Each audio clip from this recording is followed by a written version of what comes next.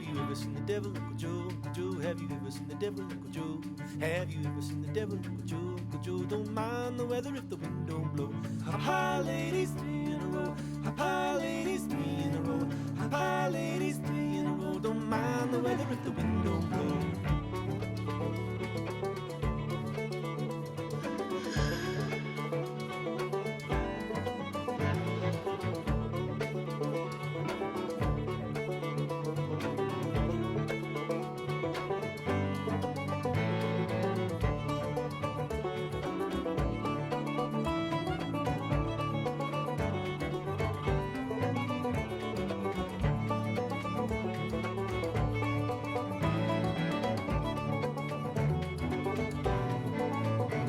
Have you ever been to meeting Uncle Joe? Uncle Joe, have you ever been to meeting Uncle Joe?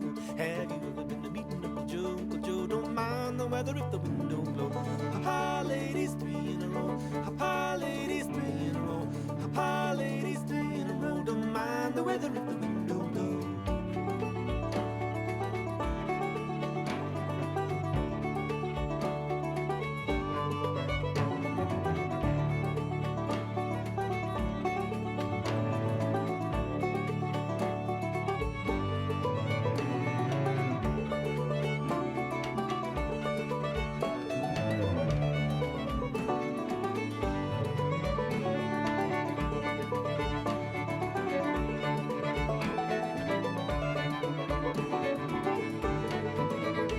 Can you hold scary double, Uncle Joe? Uncle Joe, can you hold scary double, Uncle Joe?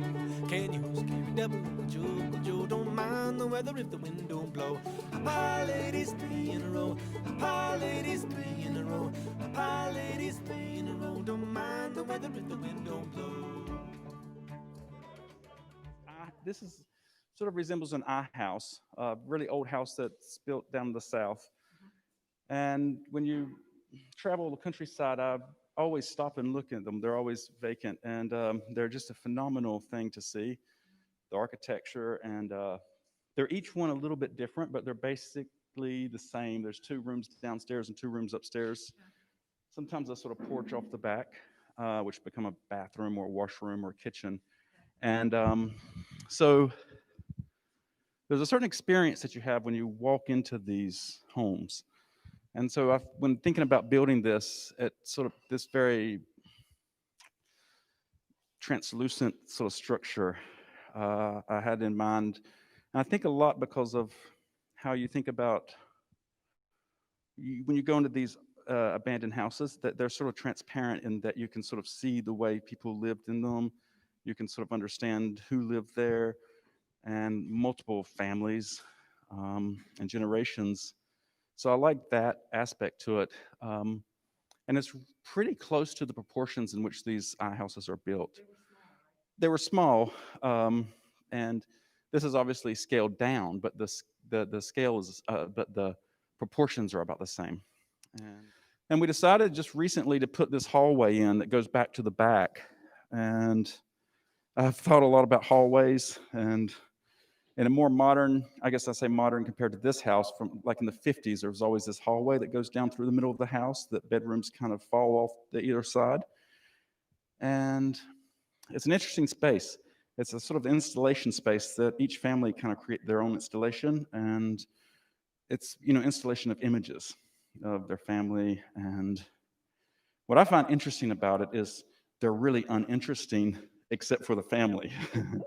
But you're always forced to go through the hallway because they put the bathroom at the end of the hallway. And it's a really interesting kind of a path that you have to take through these sort of oppressive images looking at you from, the 1980s. There's a lot of aspects to the installation that has to do with architecture.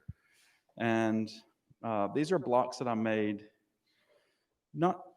several years ago, thinking about using them as building blocks.